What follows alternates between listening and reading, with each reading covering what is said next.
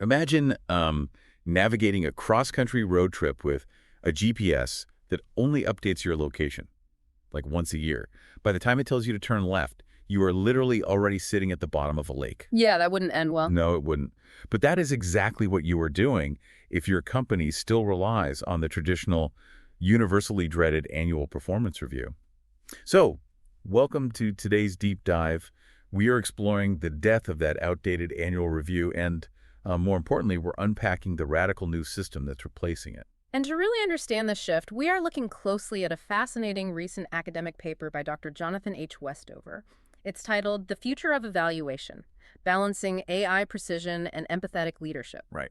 And it offers a detailed framework. It's called the Integrated Personnel Evaluation Model, or IPEM, which basically attempts to solve the fundamental flaw in how modern work is measured. And it does this by merging, cold artificial intelligence with deep human empathy. Okay, let's unpack this, because before we get into the whole high-tech AI future, we kind of have to systematically look at why the current system is so, well, mathematically and psychologically broken. Dr. Westover points out that traditional reviews were built for a completely different era. Right, exactly. I mean, they were designed for an industrial economy. If you think about, a factory assembly line or highly standardized clerical work, evaluating someone is pretty straightforward. You simply count the widgets they produced that day. You either made 50 widgets or you didn't. Exactly. But today, however, you and millions of others are doing dynamic, collaborative knowledge work. Your role evolves rapidly. I mean, you're likely working on cross-functional teams, you're solving abstract problems, and your actual output fluctuates based on project variables totally outside your control. Right, like a client suddenly changing their mind. Yes. So an episodic, once-a-year snapshot simply cannot capture the trajectory of modern work. And if you look at the actual data behind those performance ratings, it gets even worse. There's this fascinating study from the year 2000 by Scullin and colleagues that's mentioned in the paper. They looked at what actually makes up a performance rating. Oh, this study is a real eye-opener. It is, because you would assume a rating is just, a reflection of your job performance. But Scullin's research found that performance ratings actually partition into three distinct things: actual job performance, measurement error, and what they call rater-specific effects. And the finding from that study that forces organizations to really rethink everything is that the rater-specific effects often explain as much or even more of your final score than your actual performance does. Wait, let's pause there. What exactly is a rater-specific effect? Are we just talking about, a boss playing favorites?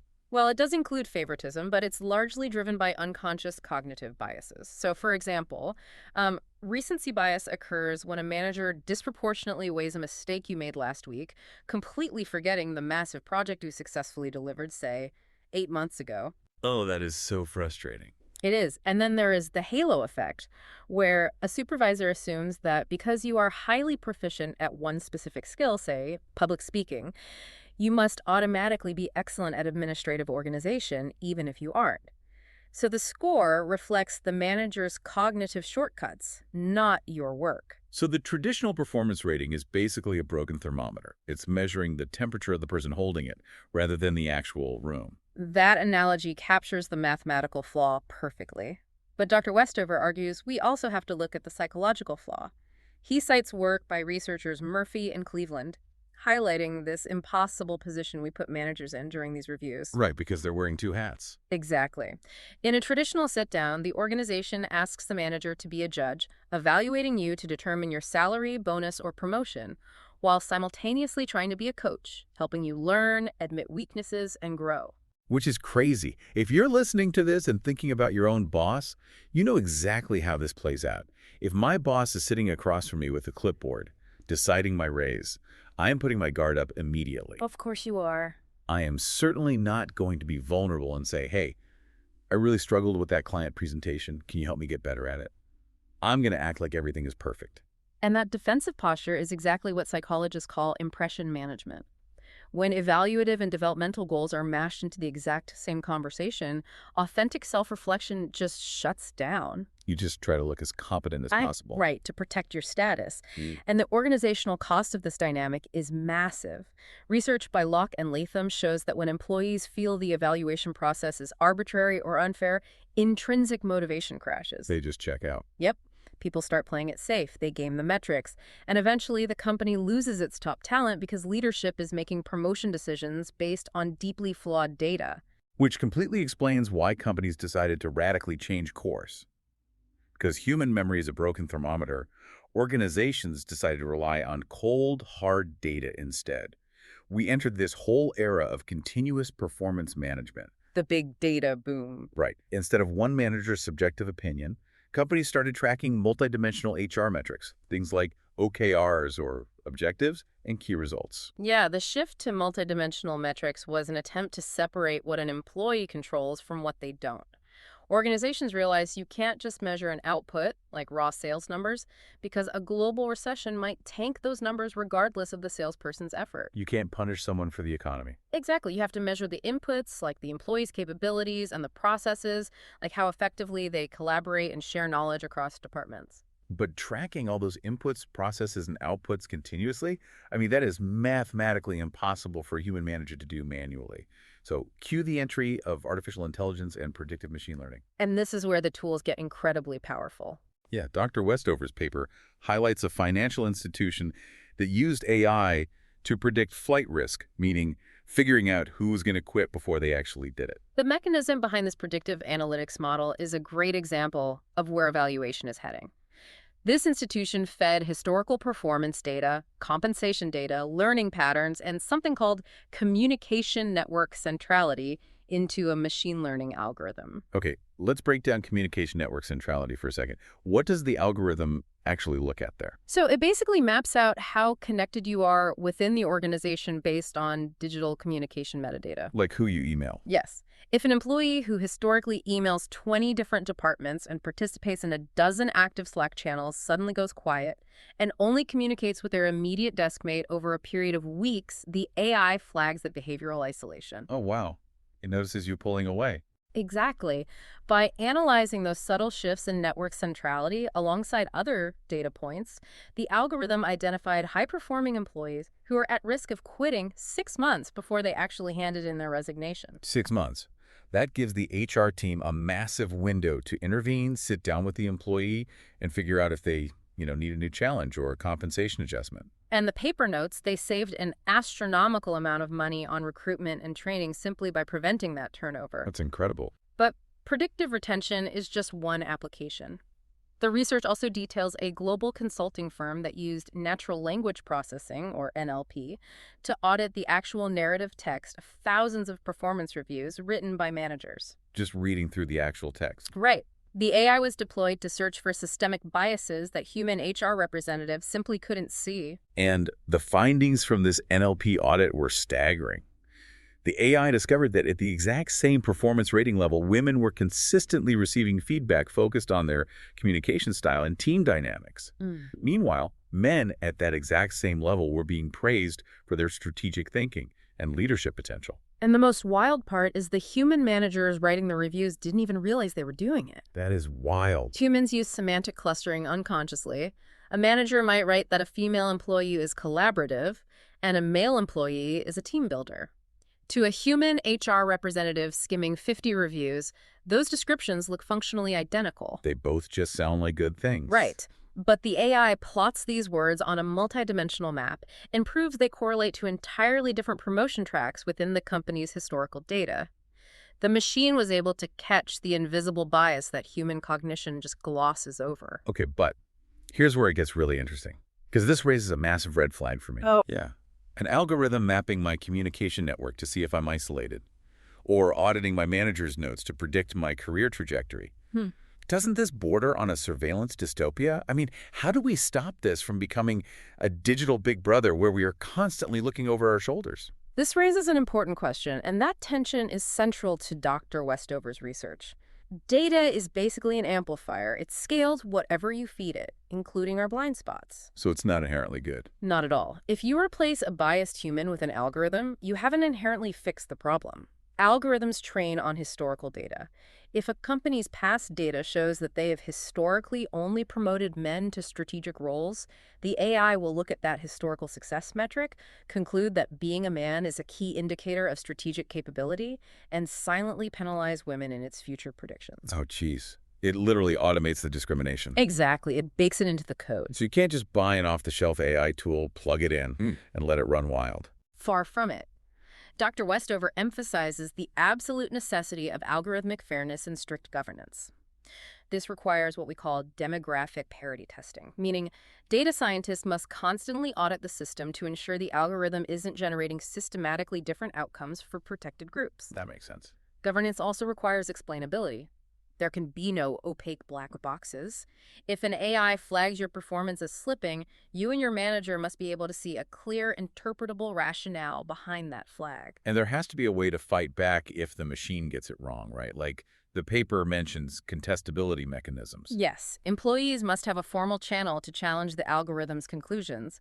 Suppose the AI flags you for missing a series of deadlines, but it lacks the real-world context that a major vendor went bankrupt, stalling the entire project. Right, the AI doesn't watch the news. Exactly. You have to be able to present that human context. The AI is a decision support tool. It is not an autonomous judge. But wait, even with contestability, if I know an AI is tracking my communication network, I'm just going to artificially email 20 people a day to game the metric. Oh, people will definitely try. Yeah, because if employees feel surveilled by a highly efficient robot, they're going to stress out, and they will absolutely find a way to manipulate the data. Which is exactly why the Integrated Personnel Evaluation Model, the IPEM, requires a counterweight. The technical advancements of AI are totally useless and potentially destructive without relational advancements. This is where the empathy comes in. Yes. Dr. Westover leans heavily on the concept of psychological safety, famously researched by Harvard professor Amy Edmondson back in 1999. Psychological safety is the shared belief within a team that it is safe to take interpersonal risks. So you can speak up. Right. It means you can admit a mistake, ask a seemingly basic question, or challenge a flawed process without fear of being punished or humiliated. And without that safety, modern knowledge work just stops functioning.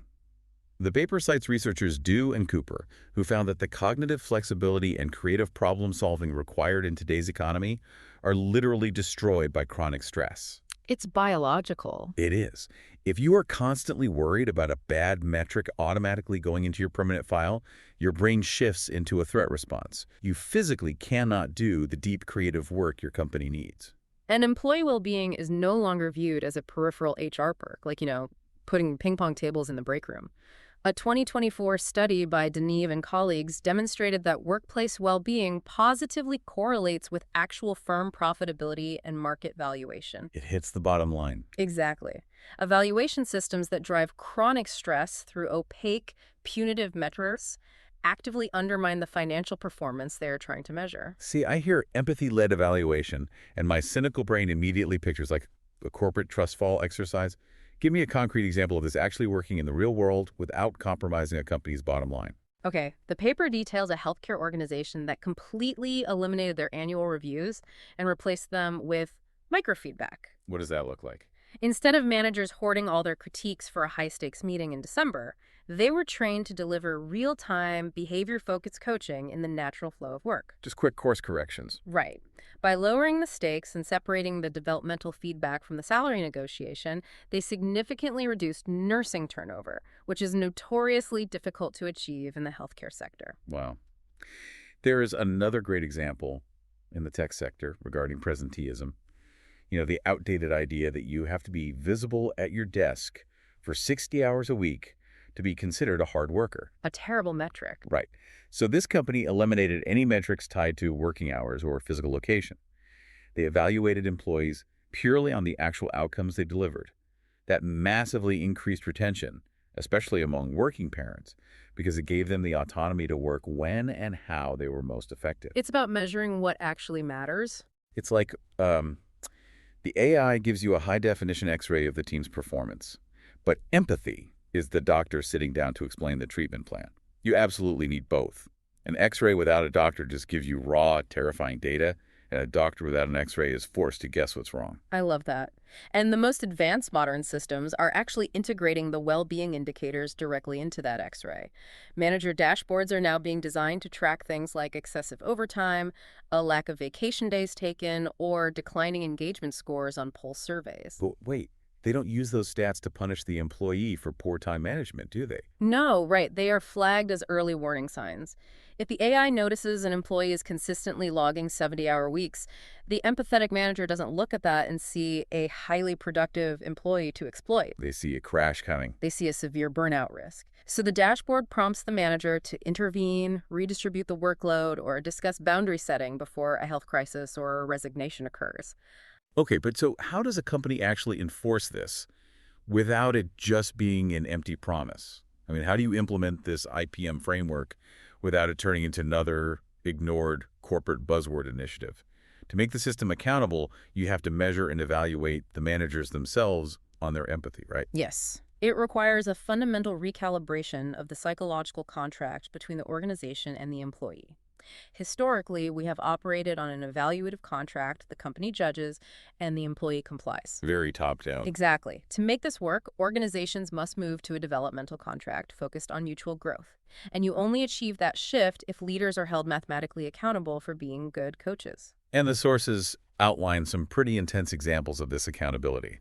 A professional services firm made develops others through empathetic coaching, a formal, strictly measured criterion worth 20% of a manager's overall evaluation. That's a huge chunk of their score. And they didn't just take the manager's word for it either. They tracked it via 360-degree feedback, meaning the direct reports were the ones grading the manager's empathy. A multinational corporation actually took it even further by creating a manager quality index.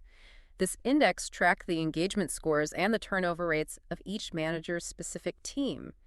That index constituted 30% of a senior manager's own performance evaluation. I have to laugh because the managers are basically being evaluated on how well they evaluate their team. It is incredibly meta. It is. But it forces them to have skin in the game. You can no longer be a tyrant who hits your quarterly sales numbers while burning out your whole team, because your own bonus will take a 30% hit when your turnover spikes. If we connect this to the bigger picture, this distributed accountability is the engine that makes the model function. Implementation success isn't about purchasing the most sophisticated AI software. It's not just a tech upgrade. Exactly. It is about building organizational capability.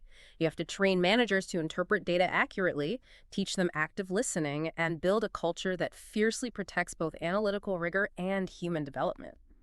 But wait, if an AI is tracking the manager's quality index and evaluating the team's output, what stops a company from just using the AI to automatically fire the manager when the numbers drop? Well, regulatory frameworks are already anticipating that exact danger. The paper notes that organizations, particularly a European financial institution mentioned in the research, are actively preparing for the European Union's AI Act. Oh, right. The new regulations. Yes. To comply, they are setting up ethics committees and mandating human overrides for all algorithmic conclusions regarding employment. You cannot let a machine execute a termination or a promotion autonomously. So the algorithm can't just fire you via email. No, there must always be a human in the loop. AI is an incredible tool for surfacing complex patterns that are invisible to human cognition. But preserving the space for contextual interpretation and giving the employee a voice that requires a human being. So what does this all mean for you, the listener? Let's recap the critical takeaways from Dr. Westover's research. AI and empathy are not competing forces in the workplace. They are the dual pillars of modern work. Absolutely. AI provides the precision we desperately need to strip away human bias to finally fix that broken thermometer.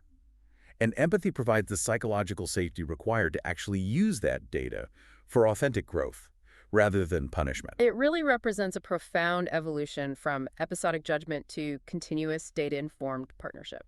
So whether you are leading a team right now or you are just mentally preparing for your own next review, ask yourself, is your organization's system measuring your true value? Or is it just a reflection of your supervisor's biases and limitations?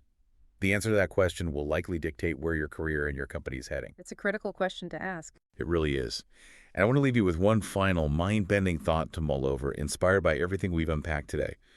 If AI eventually becomes perfectly unbiased at evaluating our work outputs, and algorithmic dashboards become perfectly tuned to track our well-being and trigger empathetic responses, will the traditional role of a middle manager even need to exist in the future? Oh, wow. Right. Or will we all just be managed by highly empathetic AI? Makes you wonder what that X-ray machine is going to look like 10 years from now.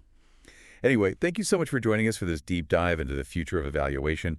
We loved exploring this with you, and we will catch you on the next one.